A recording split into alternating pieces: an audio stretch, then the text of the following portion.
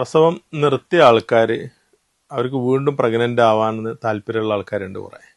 പല കാരണങ്ങളാവാം, എന്തോ ആയിക്കോട്ടെ. ചിലപ്പോൾ സെക്കൻഡ് മാരേജ് ആവാം, അല്ലെങ്കിൽ നേരത്തെ പ്രസവം നിർത്തിപ്പോയി 2 സിസേറിയൻ കഴിഞ്ഞതിന് ശേഷം വീണ്ടും പ്രഗ്നൻ്റ് ആവണമെന്ന് ആഗ്രഹമുണ്ട്. അങ്ങനെ എന്തെങ്കിലും കാരണമാവട്ടെ. എന്തായാലും പ്രസവം നിർത്തിപ്പോയി വീണ്ടും പ്രഗ്നൻ്റ് ആവണം എന്ന് ആഗ്രഹമുള്ളവർക്ക് 2 മാർഗങ്ങളാണ് ഉള്ളത്. ഒന്ന് റിവേഴ്സൽ സർജറി, അതായത് ട്യൂബിൻ്റെ റീകനലൈസേഷൻ എന്ന് പറയും. ട്യൂബ് കട്ട് ചെയ്ത് കളഞ്ഞിട്ടാണല്ലോ ഈ പ്രസവം നിർത്തുക എന്ന് പറയുന്നത്. അതൊന്നില്ലെങ്കിൽ അതിന്നൊരു ബാൻഡ് ചെയ്തിട്ടുണ്ടാവും, അല്ലെങ്കിൽ അത് കട്ട് ചെയ്ത് കളഞ്ഞിട്ടുണ്ടാവും. എന്തായാലും അതിൻ്റെ സർജറി ചെയ്യുക എന്നുള്ളതാണ് ഒരു കാര്യം.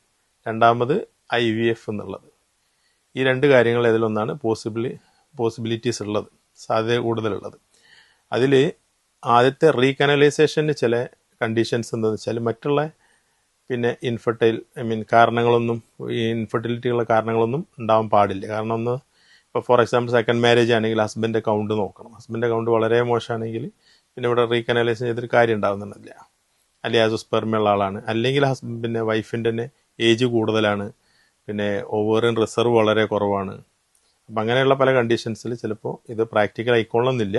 രണ്ടാമത്തെ ഒരു കണ്ടീഷൻ എന്ന് വെച്ചാൽ ഇത് ഇപ്പോൾ റീകനലൈസേഷൻ എന്നുള്ളത്, ഈ ട്യൂബൽ സർജറി നമ്മൾ ഇപ്പോൾ സ്കാനിങ് ചെയ്ത് നോക്കിയതുകൊണ്ട്, വേറൊരു സ്കാനിങ് ചെയ്തുകൊണ്ട് ട്യൂബിൻ്റെ ലെങ്ത്ത് അറിഞ്ഞോളണമെന്നില്ല.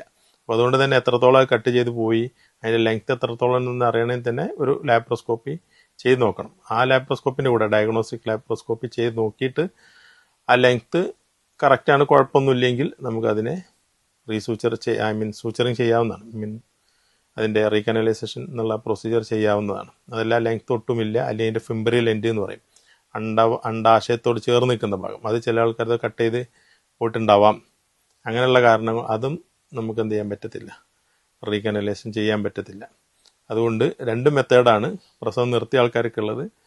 ഒന്ന് ട്യൂബിൻ്റെ സർജറി, രണ്ടാമത്തത് IVF എന്നുള്ളതാണ്.